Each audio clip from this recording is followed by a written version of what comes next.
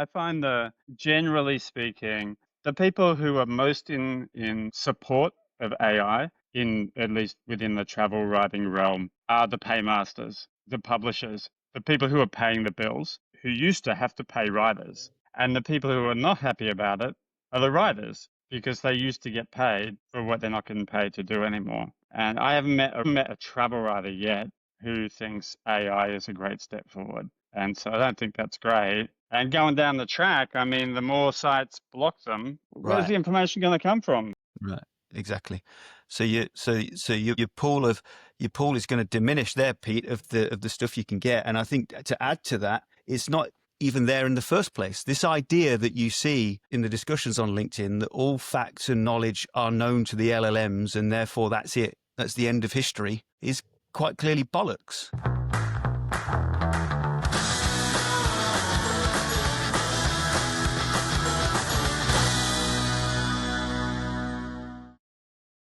Welcome to another episode of Tourpreneur. I am Mitch Bach. I am here with my partner in crime, Peter Syme, and we today are here to have a conversation with two luminaries in the tour industry and two fantastic content creators, but very unique kinds of content creators. They write words and use those words to sell experiences, to market to the world. And if you have not been living under a rock in the last couple of months, or years, you have noticed a massive change to the way Google thinks about writers in particular. And so today I wanted to dive into what the heck has been going on with Google, what is changing, what does the future potentially look like, and how is it affecting tour operators, content creators, writers, people in the tour space who care about creating quality content for the internet. And so I thought of two guests, and luckily for me, they both said yes. Matthew Barker, Stuart McDonald, welcome to Tourpreneur. Thanks for being here. Thanks for having us. Yeah, thanks for having me. Both of you have a long resume and are running unique businesses. And so I thought I would just start by asking you, Matt, could you run us through a little bit of what you're doing with Horizon Guides? Yeah, so we kind of pretend to be a travel tech thing, but really we're a publishing business. So we build audiences and we sell advertising to tour operators. It's the simplest you could break it down as. The way that we do that, there are various complexities, but in the simplest, we publish travel guides, destination guides, experience guides, generate audiences for those pages and refer our users off to our partner tour operators, either in the form of cost per click advertising or cost per lead advertising. That's about the simple version. Great. I like simple. Stuart, what's your simple version? My simple version, a little bit different to Matt's approach, with primarily writing for travelers. And like we've been in the business 20 years. So over those 20 years, we've taken lots of different approaches. We've been like affiliate based, we've been ad supported, blah, blah, blah. And a few years ago, we switched to primarily membership driven. So our bread and butter now is people becoming paid members of the site. And so that's sort of what we do now. We just cover Southeast Asia. It's what we've always covered. And yeah, that's about the product, really. I guess if you got like a traditional rough guide or Lonely Planet or something and stuck it online, that's pretty much what we got. Who then is your customer, or who is visiting your website? Is it just any traveler that's interested in visiting Southeast Asia? Well, in theory, yeah, our readership skews old. People like Pete, I guess, and maybe a bit younger than Pete, actually, not quite that old, but often return visitors to Southeast Asia, people who have been here numerous times, that kind of thing, and independent travelers would be the core focus. So where in the past we've tried doing like sponsorship deals with tour companies, like the long haul kind of thing, that hasn't really worked out all that well because the primary readership are people who like planning their own trips rather than having somebody else plan it for them. So we give them all the bits of the Lego, but they assemble their own personal disaster. Great. So, Matt, both you two are very much, I'm guessing, indebted to organic discovery on Google. Matt, I'm wondering if you could run me through perspective on what the heck has changed, I say, over the last year. Could you just give me an overview of what has been changing in this landscape? Yeah, I can do you one better than that. I can go back probably 10 years. I remember writing a piece for T News before it became FocusWire about the Google Panda update. I don't know if listeners are even been around long enough to remember that, but that was all about like what they said at the time was quality content. And in fact, we established our business on the back of this concept. Like tour operators really didn't know what tour operators are. Tour operators, they're not content people. They didn't know what this meant or what Google said it was looking for. In fact, I was about 10 years too early because Google, as it turned out, didn't really know what it was looking for itself.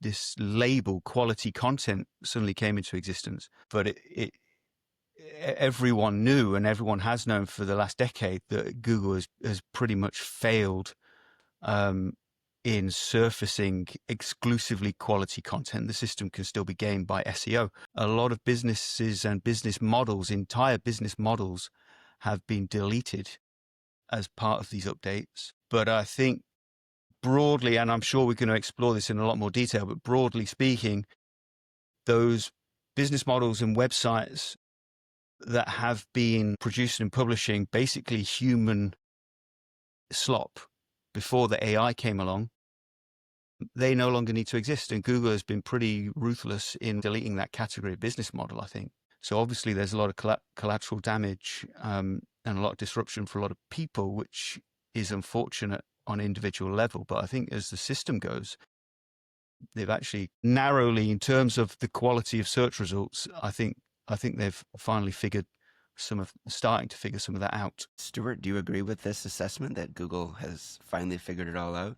We're good to go? You're trying to like trick me into saying something good about Google, are you? Because it ain't gonna happen, mate. Like I said a few days ago, I actually had to reinstall analytics onto the site before this meeting, so I'm not the best one to talk about recent like direct traffic effects into Travelfish. I mean, I stopped paying attention to this stuff quite a few years ago. Just watch memberships. So if people are joining, then we're doing something right.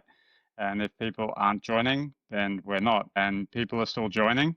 So I take that as a good sign. I found I gave up on it or lost interest on it in it quite a few years ago. Feel that it was just sending the wrong signals on what to write about and the format and writing for Google rather like it would say you should be writing for the reader, but what you were really doing was writing for Google, and it was formatting information in formats that benefited Google. And so we're definitely moving away from that. And when we paywalled most of the site quite a few years ago, and so there was a substantial traffic drop off at that point because a lot of our stuff just didn't rank anymore. So I don't use Google as a search engine generally, so I can't really comment too much on how good the results are nowadays, unfortunately. Matt, walk me through sort of your experience of creating good content, good travel content that does convert customers, that performs well. What are you thinking in terms of what good content is today? Yeah, I mean, there's no real magic to that. It's very simple. I think we just go to the people who are experts in whatever the subject is, and ask them to write, to give us as much useful information as they can on the theme or the activity. And I think like what Stuart is talking about, this idea of writing for Google, I think that is what has tripped a lot of people up. I think doing SEO, it seems to be the vibe on LinkedIn now, is that people that have over optimized content and technical and all the rest of it are the ones paying the price at the moment. And I think people that have tried to do SEO as a fundamental part of their business model are the ones that are probably struggling. With us, I'll give you an example. We are in the process of updating our hiking in Georgia, the country, not the state. And, we just go to some of the travel writers who've got the best expertise in that subject. And we say, this is what we've got, what's missing, what needs to be updated, what isn't on this page, what the questions that people tend to ask that they need the answers for, so on and so on. We're not thinking about the SEO really. We don't do SEO in any kind of, we do SEO, 80% of our new users come from Google search. But we're not doing SEO in that kind of tactical sense. So it's really just to answer your question more directly, I think it's really just a case of letting the experts do what the professionals do, what they need to do. They know the stuff. Can I ask a more fundamental question? Are we all guilty? And when I say we, I'm talking about the travel industry and everybody associated with it. Are we just not making Google's life a complete nightmare by producing way too much content? It just seems to get bigger and bigger and bigger all the time.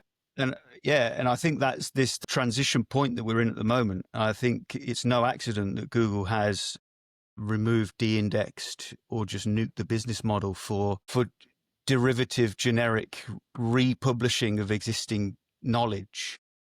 There's no point in doing that anymore. Almost overnight. Okay, not overnight, but over the last 12 months, there is no reason or point for doing that.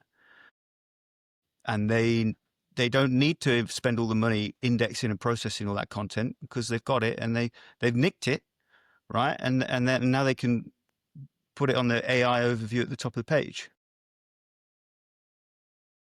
So I think that's the world we're in now, that if you're just doing, or if you were doing derivative repackaging of existing information, then you've been replaced by the AI overviews. I don't think the world needs another review of Wat Po in Bangkok, right? There's 25,000 reviews of that just on TripAdvisor. And really, you just need one review, but it needs to be a good, solid review. But I think that at least what we're doing is we're sort of moving away from that kind of writing, because I got really hung up into the whole travel being a disaster and everything through the pandemic and that kind of stuff. And so we're thinking much more now about how can we make travel less bad. Travel is always going to be bad, but it's more a matter of thinking, well, what can I write and how can I write it that's going to help people have a less bad trip? And I don't mean just less bad for them, but also less bad for the destination, less bad for the planet, and so on. And I'm bringing a fairly individual view to things. And so we're happy to sort of populate the site with that kind of opinion, rather than, here's another glittering temple that you can read about on 11 million other sites. There's not really much scope for value adding there, I don't think. I think you get into the crux of it there, because this is what they say when they say write for your audience and not for Google. What do your audience care about? What are the sort of things that they want to read and want to know more about? Do that. Don't think about the keywords and the rankings and everything else. You can look at that stuff, but don't base it around that. I think this is going to come as a breath of fresh air to everybody listening, because I think everyone's always frustrated and overwhelmed by SEO. And I don't know if it's because you live in Indonesia and life is just chill, but both of you are recommending just relax, man. Just write good stuff. Just put it out there. Is it really that simple? No, it's not. Well, and I think so. I'll answer quickly, Stuart, and then you can jump in. I think that it's actually not a positive conclusion, because the big problem here is that this channel that ordinary businesses used to use to generate business, I don't think is a viable channel anymore for lots of these businesses. There's no what we say we're doing at Horizon Guides and what Stuart definitely is doing at Travelfish. That's not everyone can do that. I think the age of especially SME, smaller businesses, smaller tour operators doing this kind of stuff at scale and organic search being a big component. I don't know how much longer that's got left. So leading on from, we're sort of agreement that there's maybe too much content, which is making a mess, and Google's making the biggest attempts to clean it up. Why should a consumer, traveller, a guest going forward, why should they even bother going to search? Why should they even bother reading anything when they can just speak and say, give me an answer, and you get it instantly? Because it'll be a crap answer, Pete. Come on. No, I mean, okay, well, first, for starters, the AI thing, it's the biggest larceny frickin' ever, right? So all of this stuff has been fucking stolen. So I just had to get that off my chest.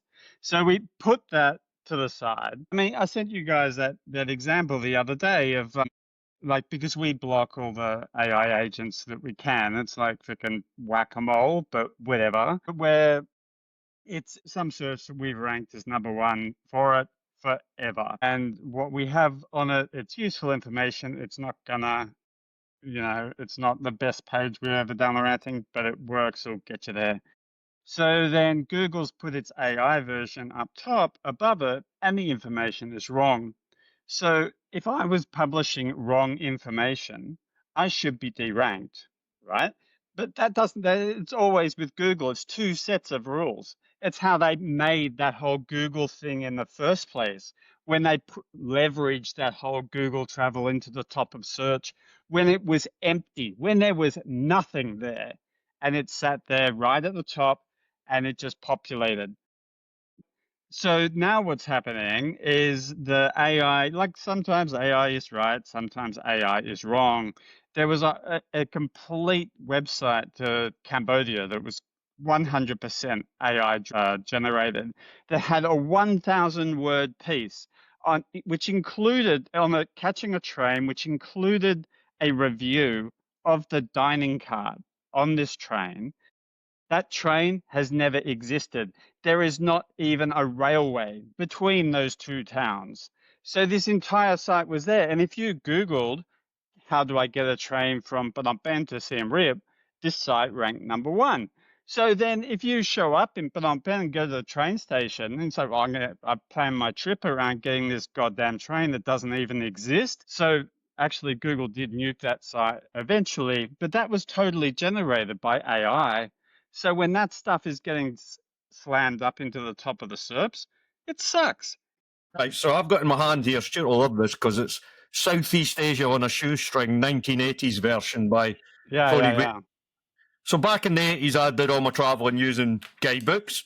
90s and 2000s, I was using websites, and I was using Google from 2001 or 2002, whenever it started onwards, which was a natural progression. My guidebook usage went down as website digital usage went up.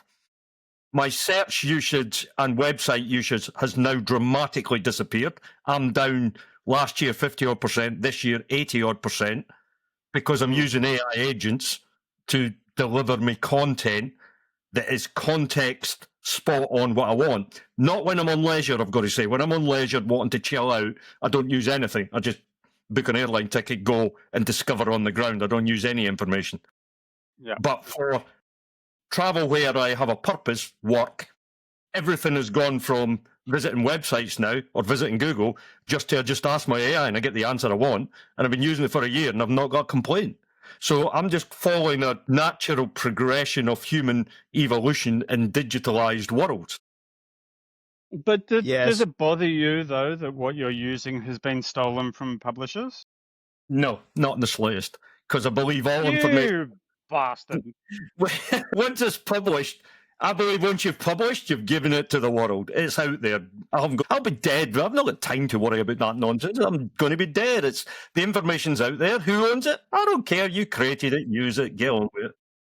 Spoken like a man that doesn't create content for a living. Yeah, exactly. I mean, I find that generally speaking, the people who are most in support of AI, at least within the travel writing realm, are the paymasters, the publishers, the people who are paying the bills, who used to have to pay writers, and the people who are not happy about it are the writers, because they used to get paid for what they're not getting paid to do anymore. And I haven't met a travel writer yet who thinks AI is a great step forward, and so I don't think that's great. And going down the track, I mean, the more sites block them, where's the information going to come from? Right, exactly. So your pool is going to diminish there, Pete, of the stuff you can get. And I think to add to that, it's not even there in the first place. This idea that you see in the discussions on LinkedIn that all facts and knowledge are known to the LLMs and therefore that's it, that's the end of history, is quite clearly bollocks. There are human interpretations and new things happen and new places change. And a lot of the time in travel, especially the sort of travel that Horizon Guides deals with and Stuart deals with, in fact, all of us, the traveler wants to hear from someone who knows what they're talking about. The sort of questions that we field through the sort of reader questions that we get, these are people that want the reassurance of communicating with an expert, a person, a human being who's been there and who's done it. I think it's horses for courses, isn't it? You can say the LLM knows the best hop-on, hop-off places in San Francisco and the cool coffee shops. Therefore, this is all we need.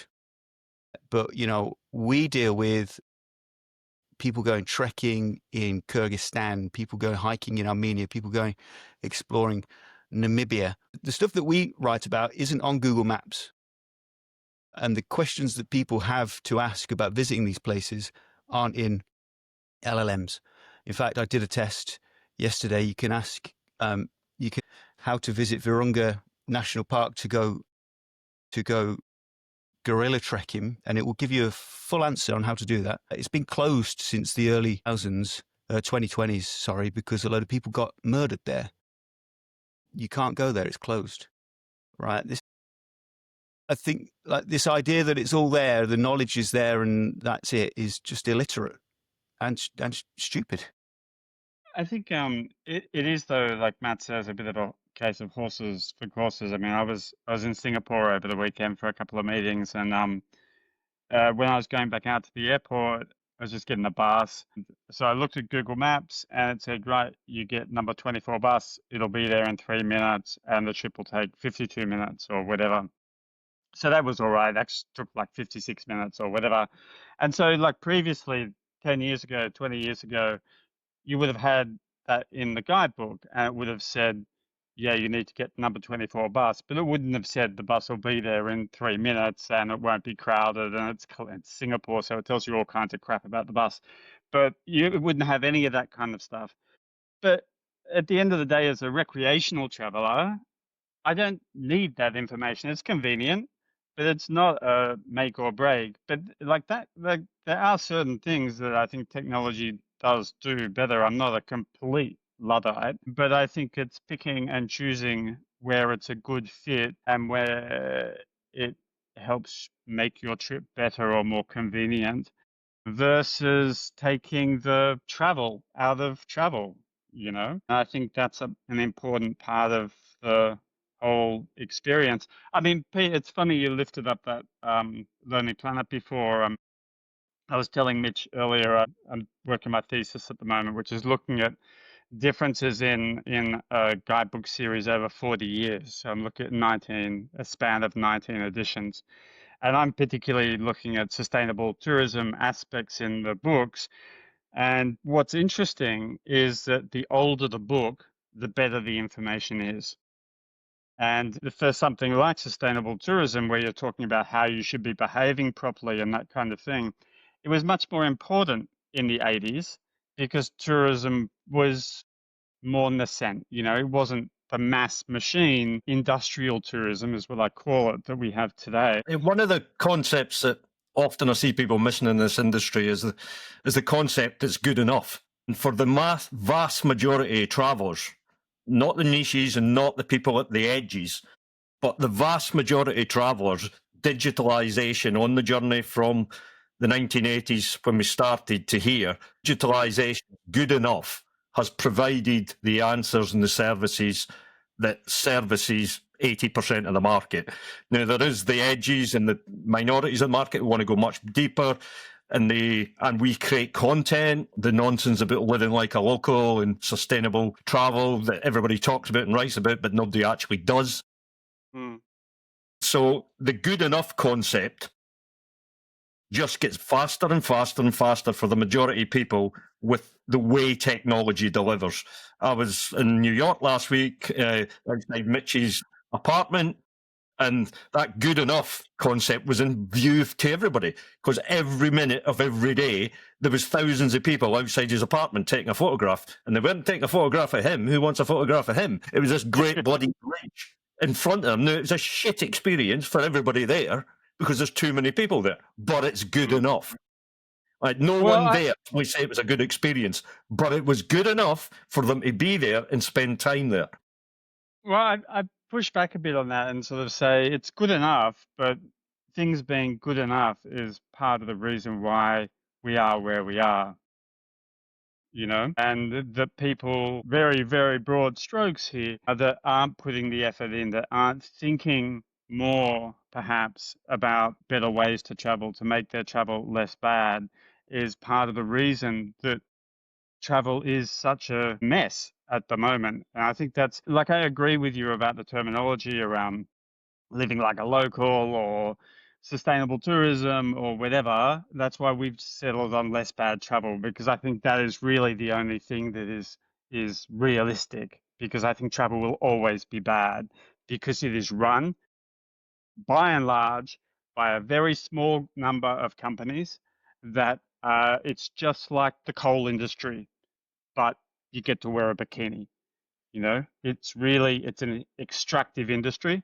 And like, we're bearing the brunt of it now in heavily touristed destinations. I mean, living here in Bali, we've been here 17 years and I've never seen anywhere change so fast in my life, and not for the better. So yeah, good enough for who, Matt, The evidence says the majority of the public. I'm not arguing for the good enough, by the way. I'm saying that as a fact that's been proven over the last 30 years, that good enough delivers. And that's just the journey we're on. Well, it makes it sound so passive. Like, we just have to accept it, like, grit our teeth, and this is the world. But this world is being created by forces, and these forces exist. For example, my street just didn't suddenly become the place to visit.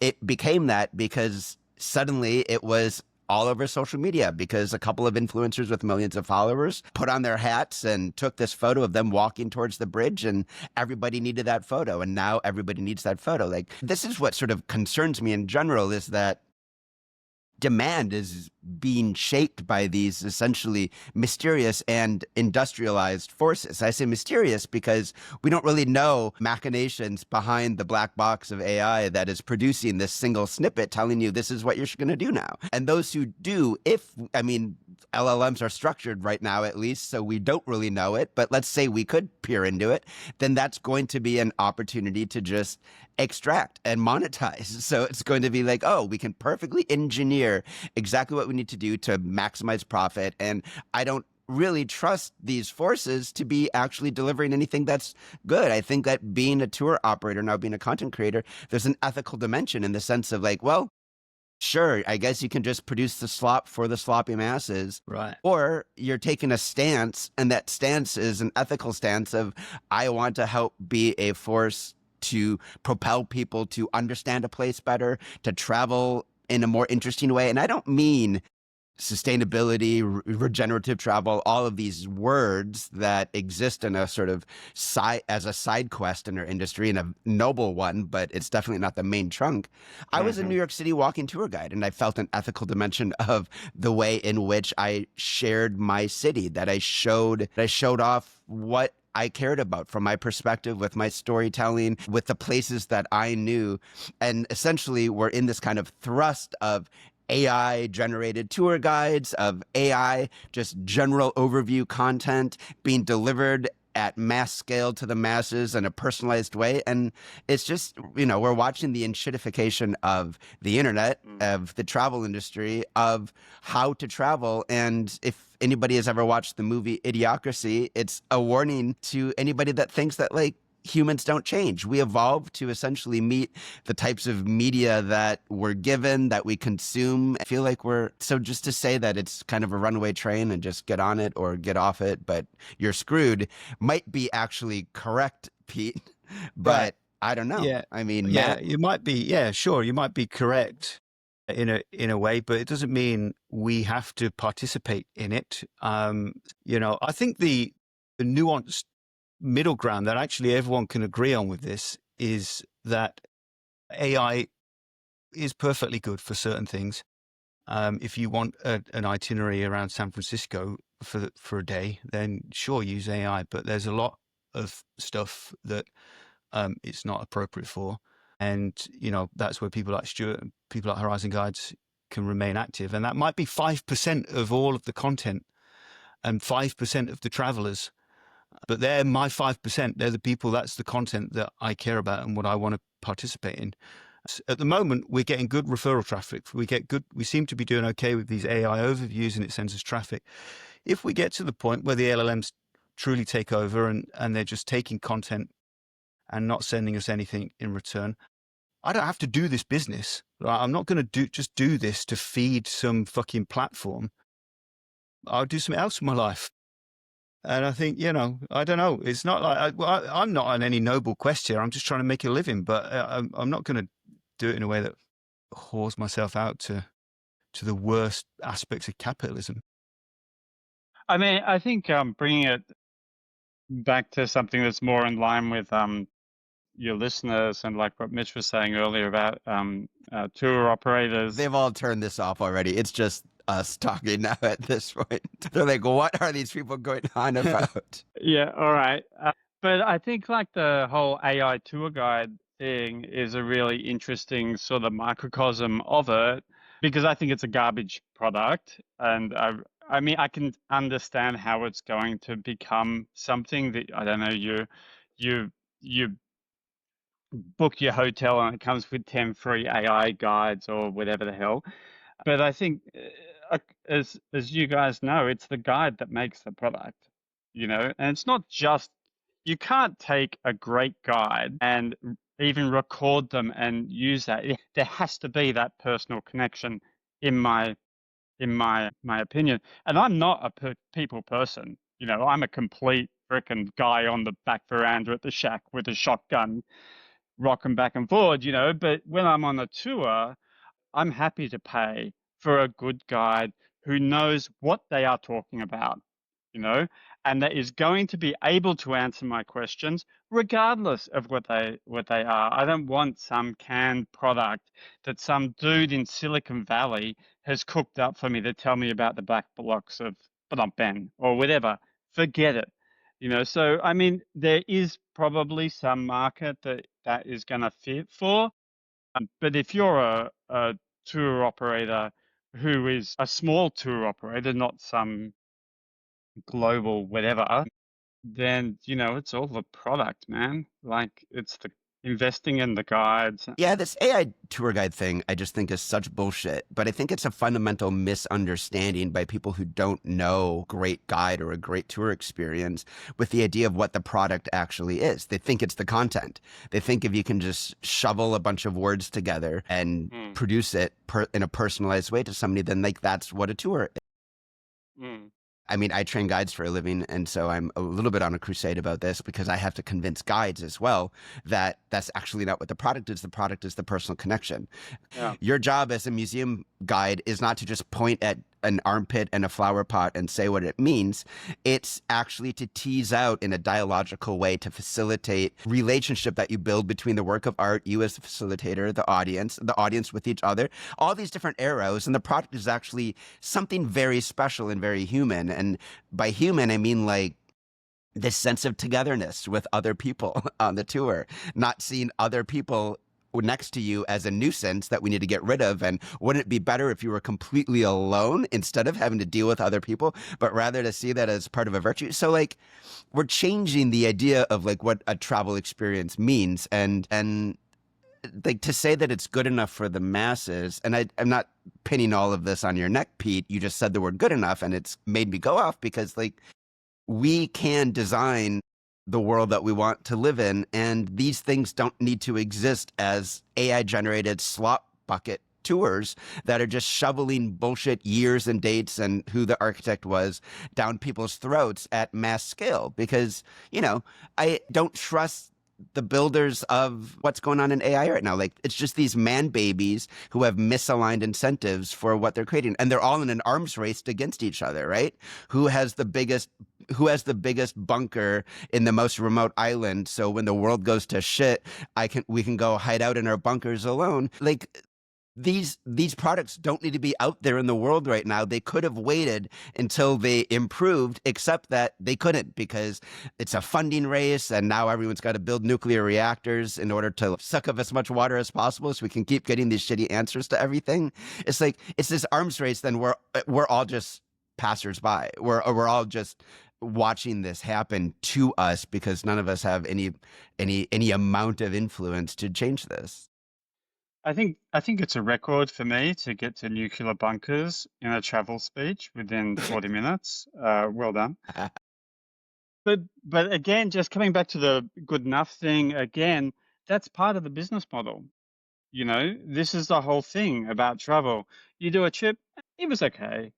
So maybe we'll go back next year and try again. Maybe it'll be better. It'll be okay. But it won't be great. Like, if it's super good, maybe you're never going to go there again. It's like buying a toaster. Who gets a toaster that lasts frickin' 20 years anymore? You know, it's the same. It's the whole business model is wrong. Obviously, I've guided, I've been a guide, and there's not probably many guides listening to this who have spent as long, intense period with guests as I have, because not many people guide 100-day trips where you live with a guest in the same tent for 24/7, 365. Yeah. Pete, you don't count because your product was a miserable experience. So I come from the guiding side on all of this. One of the reasons the industry, and when I say the industry, I'm not talking all of travel here, I'm talking our niche of travel, is struggling, both the content, the production side of it, and the actual product. We've gone through 30 years of innovation, constant innovation in travel. It has copied innovation from other sectors, but it's all been around retail. It's all been around content innovation, retail innovation, mobile innovation, social innovation, apps, all came from outside in. It wasn't actually innovation on the product on the ground. And when I say the product, I mean the experience, what the customer experienced on the ground. Relevant whether it was a history tour in Paris or an expedition in Patagonia. There has been very little innovation for 30 years from a digital space about the actual product. There's been innovation on the product about quality. The quality of some of the products today versus 20, 30 years ago has got greater. Safety's got greater. There's been innovation around iteration on the actual product, but nothing from digitalization has innovated on the tourist experience for the last 30 years that I've seen of any scale. Yeah, but we're now moving into a world where digitalization is changing product, the experience on the ground. And that is a different concept for people to start getting their head round and actually understand that journey. I'll give you an example. I can remember having an argument 20 years ago, and I was often, as I often am, wrong, arguing with an owner of a tour company who did very similar tours to us. outbound, or not the same as my day companies, but my outbound companies, international tours, quite challenging treks and that all over the world. And he just had enough for various reasons, and he argued, right, I'm going self-guided. And I'm going, don't be insane. Who's going to book these things self-guided? And obviously he had to make some product tweaks off the actual products and where they went. But that company's growth has now outstripped any growth of any company I've seen, and it's now doing $30 million a year. Because when it's self-guided, you can start anywhere, anytime, any place, stop, start. These are delivering treks, cycle treks, walking treks, and the things that we all think guides have to have. And I'm not arguing that the industry should all move to self-guided and AI guides. But as humans, if you look at a consumer and ask the average consumer, will they do things in a destination on their own or with a guide? Well, we know they already spend 95% of their time doing things on their own anyway. Without any of this, it's only the 5% of the time that they end up paying for a guide, and it's the minority that actually pay for a guide. What we're having now is tools coming into this sector that's physically changing the product, that's going to have people spend more time in a digital environment. Whether we like it or not, that's just going to happen. That doesn't say the guiding doesn't happen. What I'm saying with the guiding is going to push it further up the tree to the higher end of quality, the higher end of price, the higher end of deeper experience, because I would hope any guided experience should be deeper and better than a digital experience. I would hope that's the case, but the volume will.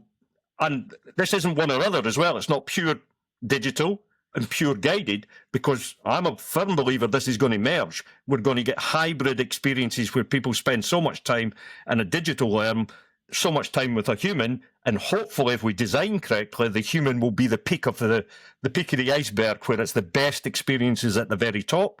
But a lot of the experience can be taken care of digital means. It also allows tour operators and other people in the industry to go much deeper. If we're a day tour operator, it may only spend 2 hours with a customer. Would you not, as an operator, want to have influence over that customer's experience and destination for 6 hours or 8 hours or 2 days, even though you're only having the human interaction for 2 hours? Well, maybe. I don't know.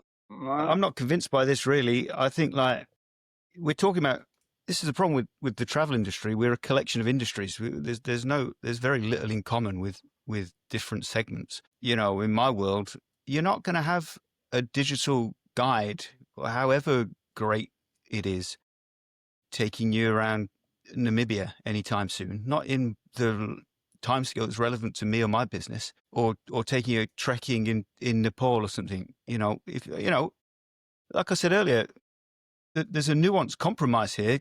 Certainly for a day tour around London or something, why not? I don't know. I've never done a day tour around London, so I wouldn't care either way. But there's great big realms of the industry that have very little digital penetration anyway. So I'll push back on that, Matt, purely based on experience. I've not been to Nepal since just before pre-COVID. Last visit was pre-COVID. And before that visit, I would agree with everything you just said. And I was with a group, and we were doing, it was work rather than leading clients. But we were out trekking, and I met way more independent trekkers than I've ever met before. Ever. Way more than the groups I met. And we were near Annapurna, so it was a popular area. The amount of independent trekkers I hadn't been for 5 or 6 years, and I was absolutely, because before you seen the odd independent trekker who tended to be very experienced, been around a lot, been a well-experienced travel. I was shocked how many people were doing quite long, difficult, independent treks. And what was guiding them? It wasn't an AI guide, obviously, because we weren't even discussing that then. It was knowledge that they had created off the internet. They had some maps. They'd put the thing together. They'd asked some people, and off they'd went. And I was shocked how many people were actually going to that level as independents. Well, I'm glad we got to Nepal, because this is my killer example. So we've got actually Nepal's an unfortunate case because they've just banned all independent trekking now, so you can't do that anymore. But one of the questions that came through to our site fairly recently was somebody who said, I've always wanted to go trekking in Nepal, but I suffer from vertigo. Are these trails going to be okay for me? Or if not, which are the best routes that I should do? Our contributor, Stuart Butler, one of the top names in Nepal trekking, was able to say, you know what? I suffer from extreme vertigo myself. I can't even climb a step ladder. And I've done most of these trails, and I can tell you that you're walking through valleys. You're very rarely walking on cliff edges. You're very rarely aware of the height. You're always at altitude, but you're never aware of the height. You're going to be okay on most of the routes apart from this handful. Right? I challenge you to go and put that question into ChatGPT right now. It'll give you a very convincing load of bullshit based on altitude, which is not the same thing. And more importantly, it's got absolutely no one can pretend that it has any capacity for empathy or connection or say, do you know what? I understand where you're coming from. And I have this problem myself. And so therefore, here's my advice. I go back to my point. I think there is going to be a percentage, we'll salami slice it off, but I think there's going to be still a big percentage, at least for the foreseeable future, where that kind of interaction is still important. And you can use your AI for everything else. That's fine. I think if we circle back to earlier when Pete was asking, is there just like too much travel content out there? I read a book a while ago, Filter World by Carl Chatka, which is about My gosh, we're gonna have to stay another hour now. You enjoyed it or you didn't? I loved that book. That was one of the best things that I've read this year. All right, we're here for another hour then. Otherwise, I'd have to cut you off. But he's like sort of arguing for this, like overall, like everything being flattened, right? And so, like when Pete's talking earlier about self-guided trekkers planning their trip, and so they maybe look at some guidebooks and a few different websites and cobble something together and plan a trip. That's like the original promise of the internet. Right? The internet is this limitless range of voices. And so you can pull what you like and whatever. And so you end up with your own product. What Google's doing with AI is taking Chaker's idea to the extreme and saying, well, we just need one answer. And so it's boiling it down for you. And I mean, yeah, you can go and click through and look at the different websites and try and figure it out. But who the fuck's going to do that? Like the answer is already there and it's one answer. And travel doesn't work that way, in my opinion. But Chaker's totally on the money. I mean, I've written quite a bit about that book and living it, like here in Bali, it's like Instagramville. So yeah, push back against that kind of thing. Differentiation is what it's all about.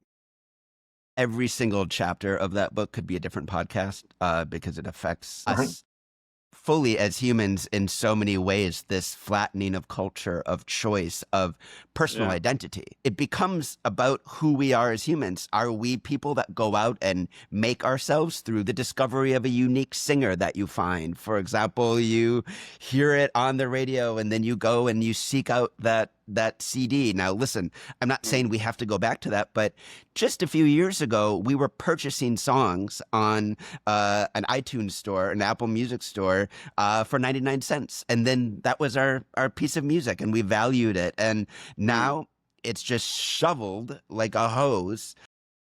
Sorry, it's like floods your face. Okay, bad metaphors. It's just this nonstop hose that is just assaulting you all the time with content. So it's cheapening the content and it's removing any sense of agency. Spotify, this is what you like now. This is what we recommend based on our choices. It doesn't know me. It doesn't know me. There's motivations behind what it's shoveling. And what scares me the most about this idea of like an answer for where should I go? What should I do? What should I buy is, why are you providing me this answer? Like what are you getting out of giving me this single answer? And it is not in my best interest. And the more that happens, the less we think of ourselves as like tastemakers. And I mean tastemakers in the way Cheka does, which is like, we create an identity around like where we decide to go, how we travel, what we discover. And now it's like, no, I want to go and get that bridge photo that this algorithm is telling me everybody that goes to New York is getting. And it's just like, We've lost this sense of discovery, this sense of like personal identity building that comes from sense of agency. We have no agency anymore. You've probably seen the chart of the food brands that are owned by like 6 multinational, all of the hundreds of food brands that are owned by like 6 conglomerates. And that's where we are in digital. Our entire online worlds are governed by a handful of platforms. And we've got basically no choice. We think we've got all this choice. But that's in the real world as well. I mean, you look at travel I saw this amazing, I'm actually working this into my thesis, but the 30% of the 5-star hotels, 30% of the 5-star hotels in the Asia Pacific are owned by one of 10 companies. Like that's fucked up, you know? I mean, they've got like all kinds of like hotel companies within the companies and whatever, but there are 10 motherships. 6 of them are from the US. You know? Now, if that's not shaping taste, I don't know what is. I do a lot of food tours. I was in Vietnam last year doing a food tour in Saigon with the same company that I'd done previously. And we went round to a store that I'd been to before, and you could see that they had just made small changes to the whole thing that just made it that bit more Instagrammable. And I don't want that, you know. I just don't. It's probably good for their business, you know, but that's not what I travel for, you know. You know, the counter argument is that's what most people want. And what I think the counter argument to that is they don't actually know what they want. Like they don't want it. It's just what they're being told they think travel is now. Like we've reduced the idea of what a travel experience is to go and get the photos. And I watch it all the time. Like my neighborhood is one of the most photogenic places in New York City. I live in Dumbo, right along the waterfront. And I watch people just sort of mindlessly, and I'm not saying like we're exempt from this either. It's like, it's a pattern that has been created through these forces of technology that have conspired to create kind of a mindless, unintentional travel experience. And I do think there's like a middle ground. It doesn't need to be that like we need to turn travel in the world into wellness retreats and transformation around every step, and everything needs to be so intentional. I get it. You just want to have a good time or whatever. But like the idea of what a good time is becomes like just this mindless thing of like, go and get this photo, go and take this tour, make sure you get a reservation for the best restaurant. This idea of the best. I don't know what's in the reservoirs of your travel writing, but I hate best of articles.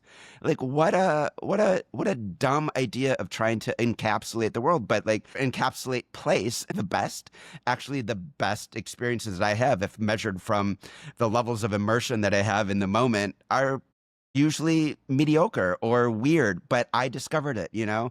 It's the restaurant that I discovered with agency. So again, I think it goes back to this idea that we've lost agency in crafting our own personalized idea of what we're going to do to engage with a place. And now we're just told, do this, do this, do this. And it's being told by forces that do not have our best interests at heart. I think we've just created a new travel vertical on this podcast. Mindless travel. It's going to be big. This comes back to when we were talking about writing for Google or writing for the reader and that kind of thing. And Google really loved lists. You know, it loved lists more than anything else. Yeah. And lists, from my perspective, it's a shit product. But if Google's there sucking up 1,000 different lists, then it's going to get a pretty good idea of what like a lot of people think is kind of pretty good. And so that's what all of this has all been about. It's been, regardless of how they dress it up, it's about feeding the monster, you know? There's a great video, a YouTube video from a rival conference a few years ago. They had Get Your Guide on it. And it was about how they invented the Instagram tour of Bali. And I've talked on so many podcasts about this thing. It just drives me nuts. It was like their #1 selling tour in, I don't know, Southeast Asia or something like that. And it's the epitome of crap travel because the punter gets in the car and is taken to, I can't remember, 8 different sites. They get out, take a photo, get back in, keep going. So from Bali's point of view, it's a zero value thing. But the guy, I can't remember his name now, whether it was the founder or someone, I don't know. But he was saying, well, first we had this, and then we added a drone that they get as an add-on, and then we could do this and do this and do this. And so it ended up being this crazy expensive tour, but it was their best-selling tour. And it was totally like a product built around Instagram. It was just bleak, but they made a lot of dosh out of it. So, that's how it goes. Feel like there's a percentage of our audience which is like, this is just the grumpy old man podcast. Right. And this Back I in want my to day. like, let's try and bring this to an optimistic point, because I wonder, and I'm just thinking aloud, and this is my wishful thinking, like, how much of a backlash is there to that? The people we talk about actually quite disparagingly about these travelers doing mindless travel. I think a lot of people, perhaps not all of them, but a lot of people are unsatisfied by these experiences. They do it and they think that was crap. I wish I had done that differently, or I wish I hadn't done that at all. And you can extrapolate that a little bit. How much in the mainstream is there going to be a backlash against this? I think, the anti-Instagram travel, I think, is a bit, we've been there already. It's already there. I think it's already building. And my prediction in the future is this is all going to topple over into like such a like cavalcade of bullshit that we're going to have to, as humans, say enough is enough. Like we can't bear more of this. I can't bear another streaming platform. I can't bear another hour. And I want to be clear as well. Like when I'm like talking about the masses, I'm talking about myself. I'm addicted to my phone. I have to like go through extreme measures to make sure I don't walk the dog with the phone, that it sleeps in the other room, because these are incredibly powerful devices at sucking your brain dry, right? They are very, very, very, very good making sure you want to stare at it all day long. And so I feel it in me too, and I have to like be very intentional. But I'm not alone in this sense of like feeling empty inside after I use it or after I consume in this way. Right. Look at the rise of analog digital cameras. I've got this camera called Camp Snap. It's a digital camera with no screen. You can't do anything but just like take a photo. You can't look at it anymore. The light phone, all these dumb phones, right? These dumb phones are the resurgence of like these old phones that do nothing but like send a text message or maybe give you a map. I could list like dozens of startups that are like already understanding that we want some of the benefits of technology, but we don't want it to become the entire prism through which we exist as human beings or through which we travel. And so I agree. I think, Stuart, there's going to be a resurgence of paper guidebooks, of the idea that I want to go out and have a little bit of messiness in my trip. I want perspective from a real author. I mean, I think Lonely Planet went to shit because they had to suddenly produce, guidebooks every single year to feed the beast for 200 countries. Like that's hard. And so I used to know some of their writers and the rough guide writers. I used to know a bunch of travel writers when I lived in Paris, and they were all like, you know what? I'm supposed to cover like 10 arrondissements in a week and tell you what's new and what's special and what's hidden. And they said, honestly, I wrote about most of those arrondissements by sitting at this cafe and just talking to people. Like I don't have time or energy, or they don't pay me enough to go out and actually create this stuff. And so that idea of feeding the beast was there even in the 80s and the 90s. It's been a slow decline, but this has just rapidly accelerated it to the point that I think we're going to feel like enough is enough. There's articles that I see all the time that say the new hot way to travel is like a secret Google Doc shared amongst friends, which is like, I trust your perspective, and also I don't want to like wade through the bullshit, and I don't want anybody else to see it. It's a version of a paywalled site like Travelfish.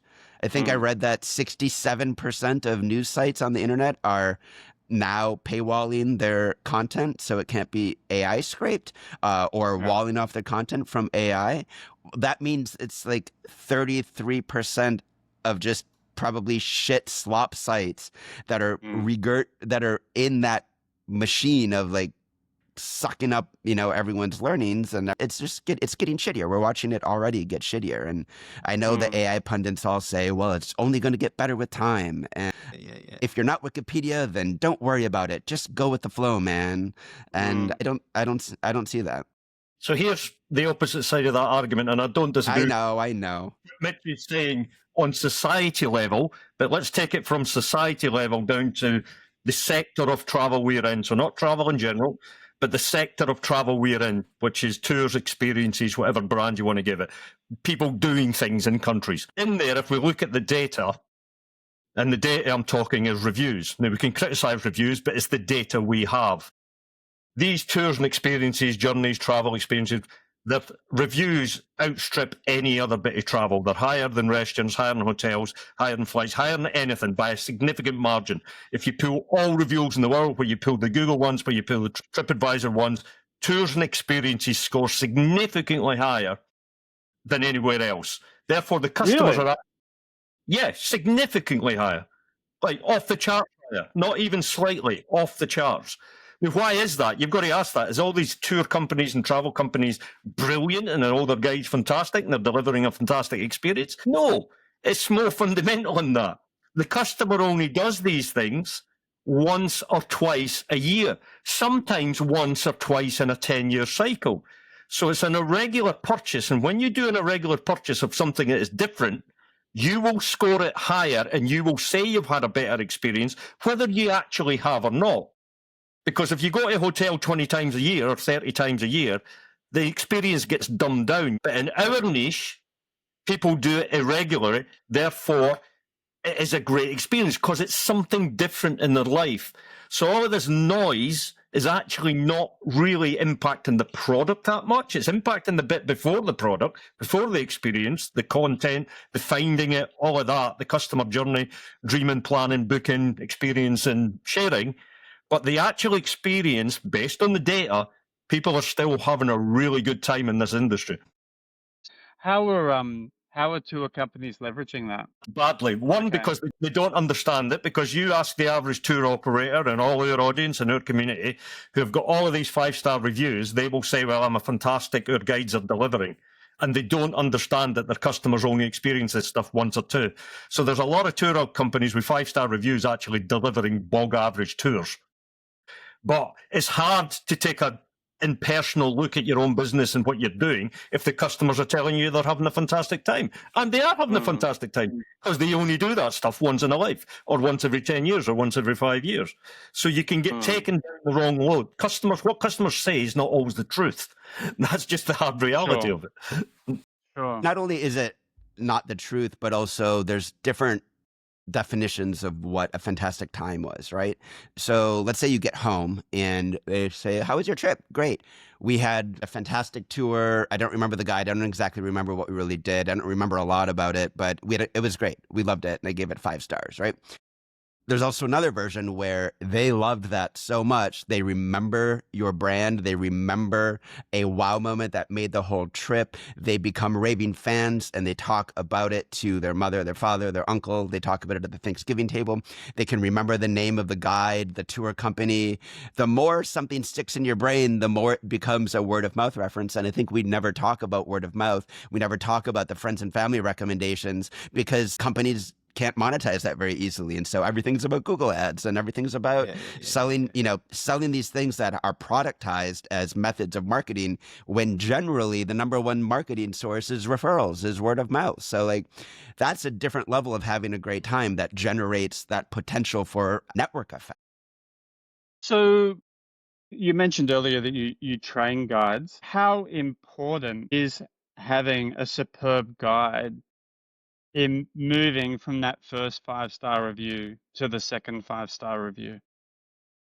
Let's take just like day tour operators. I see it all the time where a guide is struggling to get people to review them because a lot of these like day tour companies will incentivize reviews. They might give you $5 for every review that you get or whatever, every 5-star review or whatever. Yeah. And I see guides that struggle. They're really, really good guides, but they struggle to get a guest to review them. And I see other guides, the same company, same basic tour script, and the reviews just come in naturally. And the tendency is to think there must be some magic phrase at the end that one guide uses that another guide doesn't. But actually, it's that guide that understands like how to build connection, how to facilitate this sense of really leaving them feeling like, oh my God, they welcomed me into my family. I felt like I could travel with Matt for the rest of the week or whatever. Like that skill set is very different than just knowing everything possible about New York City or London or wherever you were, right? And so like for me as a trainer, a lot of like what I'm doing is trying to like give guides a toolkit that's much more about how to build that connection with guests, with between themselves, with the place, and de-emphasizing knowledge. The problem is what I fight is Southeast Asia. You might have to go to tour guide school for 3 years and learn absolutely everything possible before you become an official licensed guide. And then, of course, that's what they think guiding is, because never in a single one of those classes, and I've seen these curriculums, is it actually about how to be an engaging human being. Yeah. So do tour companies, like, do many of them sort of leverage their strongest guides, like have their strongest guides doing like videos on site and that kind of thing, saying, you know what I mean? Like, I'm just, again, trying to think about changing this from 4 grumpy guys to something that's actually useful. But I mean, is this the kind of thing that many companies do? Absolutely. Right, I think the game is just becoming harder. And I'm going to circle back to Matt about this. This is like the fundamental question about where we're at in content marketing today is like, all right, so I create all these great blog posts, like highlighting my guides. I write all of this great stuff. I make all these videos or whatever. Ultimately, if what's happening is all of that goes into just Google making a final decision whether or not your company is the one recommendation, like in this little like placement, it's almost like a placement ad, doesn't matter, right? Because I feel like there's one argument, which is just keep making lots and lots and lots and lots of really good stuff. And then hopefully Google will bestow the honor of prime placement in its like little postage stamp area of recommendation, which is what's happening for you right now, Matt. Congratulations. But like there's It the won't other last. What's that? It won't last. It won't last. And then you watch it evaporate, you know? You watch it suddenly just get tweaked. It's a more extreme version, it feels like, than what already happens with just general SEO, which is like a new helpful content update, and all of a sudden you just watched all of your business evaporate. So, Matt, what is the solution to that? I don't know if I can give a really informed answer to that. I don't think anyone knows. No one has been able to reverse engineer these black boxes really convincingly. I think all I can do is talk about it. I think in our case, we've sent enough signals over the years. I mean, we've been around. We're not a huge name by any stretch, but we've been doing this for a long time, like 10 years at least. And we've sent all the right signals in the right places, and we've never done any of the shady stuff. So I think, like, from what I've read, you know, there are negative signals that can work against you in this. If you've over optimized, but you don't have a brand that backs up the degree of optimization, then you're probably not going to do very well. I would say my advice would be stop just churning the stuff out for the sake of it. A lot of people that has been the textbook for a long time. Probably focus on what you can say that is genuinely like novel. And I think in this segment of the industry, these are the operators that are probably best placed to do that. You know, I would say it's like the bigger, more generalist brands doing lots of things in lots of places that are gonna struggle. But you know, like where we've got small businesses, owner operator type businesses who are doing figuring out the new hiking routes, you know, actually creating knowledge on the ground, right? Find a way of getting that onto your website and make it very clear what your expertise and your authority is. And then cross your fingers and hope for the best. I think it's probably the best advice I can give.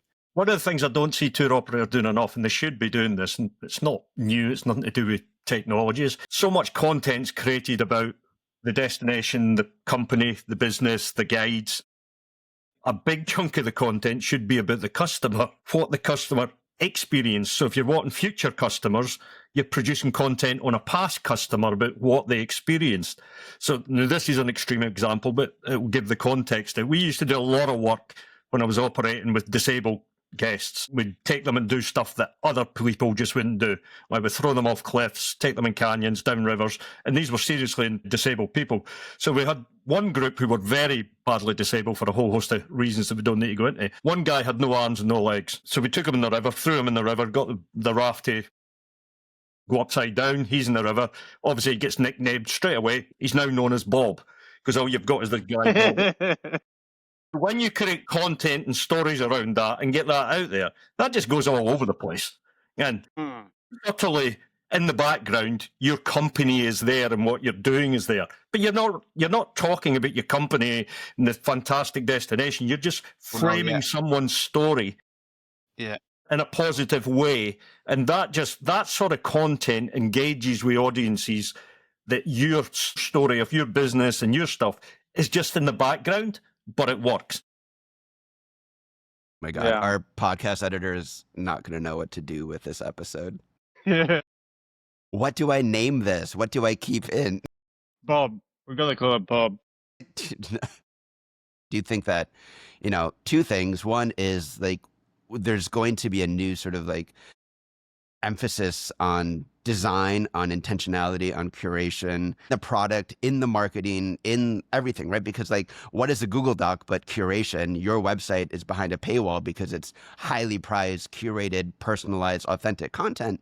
So I think like throughout the entire customer journey, that authenticity is going to come into play. And even on a platform like TikTok, we just, did an episode on TikTok, and David Harry, 300,000 followers, his entire tour company off of TikTok. And he's like, honestly, I just pick up my phone. I don't edit. I'm just a rambly old kind of man that is fascinated by London.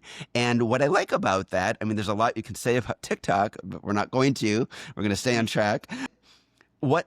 That's a version of kind of what Matt's saying, which is like, stay true to who you are and lean into your individuality and just keep showing up as you. It's also what Pete was saying, I think. The idea is like, don't play the Instagram game. Like, David shouldn't put on a big hat and a flowy dress and go twirl in front of all the great sites. No, he's just like weird and odd, and like people are reacting to that. And I think that speaks to sort of Matt's, surmisal earlier that there's going to be a backlash, and the backlash is against general slop that feels soulless. And there's going to be more of a leaning into like Stuart, I like Matt, I like the perspective of this creator or whatever. And I like that. I like that trend anyway.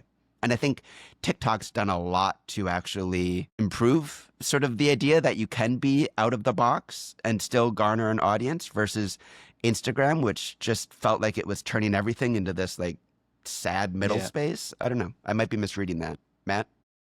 Another actionable thing that I think listeners of this show could really find useful is like with these experiences and the sort of content that they want to create is more often than not, we will know, the people on the ground will know what the tourism industry is getting wrong. And quite often it's a lot of things. And it's the independent specialists who are doing things their own way, who know the right way to deliver whatever it is, whatever this experience is. And that is perfect content. That's the sort of stuff that works well for us on Google now. I mean, this has been around for a while, like top 10 lists of things not to do in so-and-so place. I'm not talking about that. I'm saying like go against the grain. Something like, for example, in our case, like the Inca Trail, our author is saying, do you know what? Don't do the Inca Trail. I can't recommend you do that for various really good reasons. I suggest you do this instead. That kind of stuff, I think that's the sort of thing that is going to do well. And that's the kind of thing that an LLM is going to be less good at. I'm sure certain people on LinkedIn will say, no, an LLM can do that perfectly. But I think, at least for the foreseeable future, these are the things that you need on the ground expertise for. And I think your listeners are those where the source of that knowledge can come from. I think for the sake of all of our brains that are probably fried now, we should call it a day, even though there have been so many threads opened up here that are about everything from society to what we should be doing as experience creators. Thank you, Matt, for constantly bringing it back to the practical for our audience. But I think it's important for all of us to be engaging with all of this, because it affects what we think we're doing as experience creators. And Arrival calls tours and activities the best part of travel.